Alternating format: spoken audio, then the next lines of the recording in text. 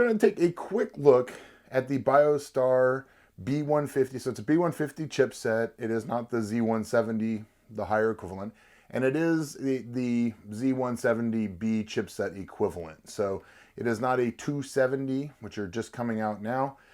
It is the B150, but I think these are right now, especially if you're watching this video in the first maybe month that it comes out, are really good value for money right now.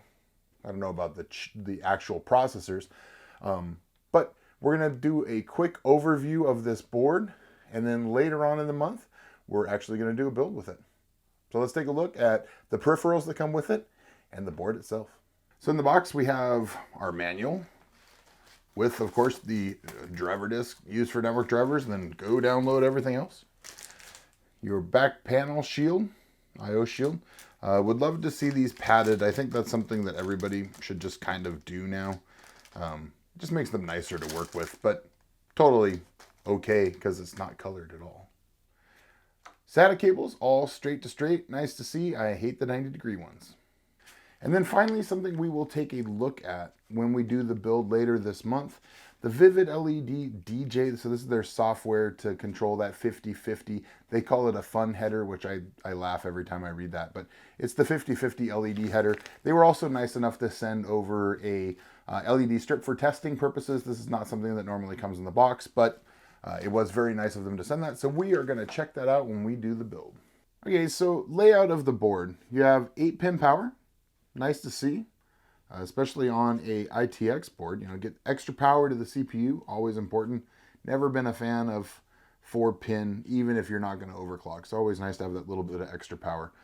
You have a CPU fan header and the LED header, so that's so you can do control external LEDs from this board. DDR4, 2 of those.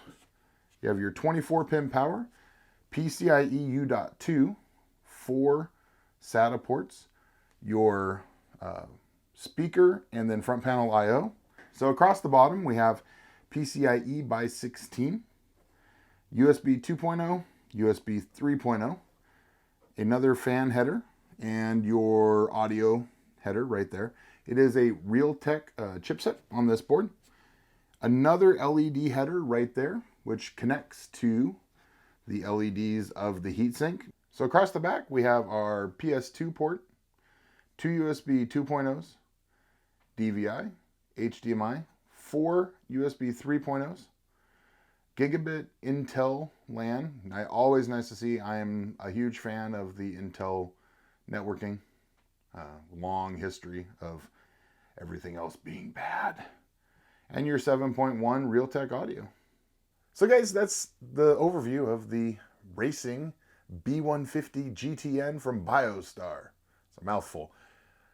I like the looks of the board, minus some quality control stickers that should be on the back and not on the front. I really do like the battery on the back. I think it's a neat idea. You know, just be a little careful, don't ding it or anything. The only thing I really have an issue with on this board is the M.2 on the back. And it means if your M.2 fails, you're taking the whole computer apart, which is, you know, I know the options are on the back or standing up on the front. I would just rather see a slightly different solution because I feel like this could be the Achilles heel of the board. It's also, if you're using like an NVMe drive and there's no way to like, I don't know, maybe do some thermal pads to the case, there's not going to be any airflow. So, you know, any of the high performance M.2s, I don't know that they're good for this board. But at the end of the day, price for performance and features, I think it's a great little board. If you're looking for something that's all like flat black and like, I love the little carbon fiber stickers. I don't, you know, it looks versus functionality. I don't, you know, it looks good. It's a good board. So this is Tim for TimmyTechTV, guys. Thanks for watching.